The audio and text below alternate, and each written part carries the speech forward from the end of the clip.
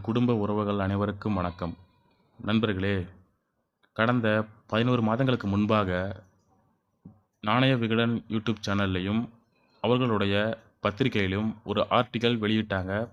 அதில் மைவி3 ஆட்ஸ் பற்றியும், அது எவ்வாறு செயல்படுகிறது என்பது பற்றியும் பேசி வீடியோ வெளியிட்டாங்க. அதில் அவங்க சொன்னது எப்படி அப்படின்னா, விளம்பரம் பார்க்கறதுனால உங்களுக்கு ஒரு அமௌண்ட் வரும். நீங்கள் 1,00,000 கட்டினீங்க அப்படின்னா மாதம் மாதம் இவ்வளோ அமௌண்ட் தராங்க.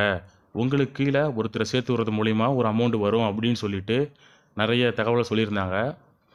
இதுபோல் கம்பெனியை நம்பி மக்கள் ஏமாற வேண்டாம் அப்படின்னு சொல்லிட்டு ஒரு விழிப்புணர்வு பேசுகிற மாதிரி வீடியோ வெளியிட்டாங்க. ஆர்டிக்கல்லையும் சொல்லியிருந்தாங்க.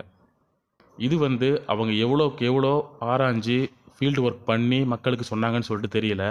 ஆனால் இதை எதிர்த்து அடுத்த ஒரு மாதத்திலேயே நமது நிறுவனத்தின் எம்டி அவர்கள் பதில் வீடியோ போட்டார். அவங்க என்னென்ன சொல்லியிருந்தாங்களோ அதுக்கு எல்லாமே விளக்கம் அளித்து ஒரு வீடியோ போட்டிருந்தாரு நமது எம்டி அவர்கள். ஆனால் இவங்க அதோடு மட்டும் இல்லாமல் இன்னைக்கு தேதியில் ஒரு அட்டை புகைப்படம் வெளியிட்டு நாங்கள் அப்போவே சொன்னோம், எங்கள் பேச்சை கேட்காம வருந்தும் மக்கள் அப்படின்னு சொல்லிட்டு ஒரு கவர் பேஜ் வெளியிட்டுள்ளாங்க. இல்லை, நான் கேட்குறேன், 1990களில் டெக்னாலஜி அவ்வளோவா இம்ப்ரூவ் ஆகலை. மக்கள்கிட்ட மொபைல் ஃபோன் கிடையாது. அப்போலாம் ஜூனியர் விகடன் இல்லை விகடன் வெளியிட்ட செய்திகள் கலாய்வு செய்து அதில் உண்மைத்தன்மை புரிந்து வெளியிட்டாங்க. இப்போது எல்லார் கையிலையுமே மொபைல் ஃபோன் இருக்குது. கையிலேயே எல்லா செய்தியுமே உடனே வந்து விடுது. இவங்களுடைய வியாபாரத்தை அதிகப்படுத்துறதுக்காகவும் வியூஸ் அதிகம் போகணுங்கிறதுக்காகவும் உண்மையை மறைச்சி பொய்யான தகவலை மக்களுக்கு சொல்கிறாங்களோ அப்படின்னு சொல்லிட்டு எனக்கு சந்தேகமாக இருக்குது.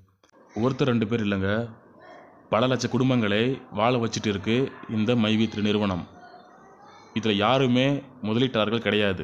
எதுக்கு இந்த மாதிரி பொய்யான தகவலை வெளியிட்டு இவங்களுடைய சுய நோக்கத்துக்காகவும் இவங்களுடைய பத்திரிக்கை விற்பனை ஆகணும், இவங்களுடைய யூடியூப் சேனலில் வியூஸ் வரணும் அப்படிங்கிறதுக்காகவும் ஏன் பொய்யான தகவலை மக்களுக்கு சொல்லணும்? இது மிகவும் கண்டிக்கத்தக்க செயல் இல்லையா? உங்கள் மேலே நம்பிக்கை வச்சு தானே மக்கள் உங்களை அவ்வளோ தகவல் உங்ககிட்ட கேட்டு தெரிஞ்சுக்கிறாங்க, உங்களோட யூடியூப் சேனல் பார்க்குறாங்க, உங்கள் பத்திரிக்கையை வாங்கி படிக்கிறாங்க. அது எதுவுமே உண்மை இல்லை, எல்லாம் பொய் அப்படிங்கும்போது எதுக்கு நீங்கள் நடத்தணும்? இதெல்லாம் உங்களோட செயலா? நீங்கள் வெளியிடுற ஒவ்வொரு செய்தியும் இப்படித்தான் வெளியிடுவீங்களா?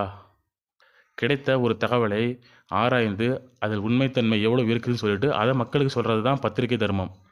உங்கள் இஷ்டத்துக்கு சொல்லிவிட்டு உங்கள் சுய நோக்கத்துக்காகவும் சுய லாபத்துக்காகவும் உண்மையை மறைச்சி அதை பொய்யா மாற்றி மக்களுக்கு சொல்கிறதில்ல பத்திரிகை தர்மம்.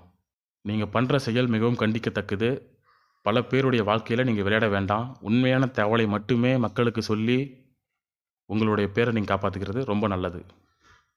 நன்றி, வணக்கம்.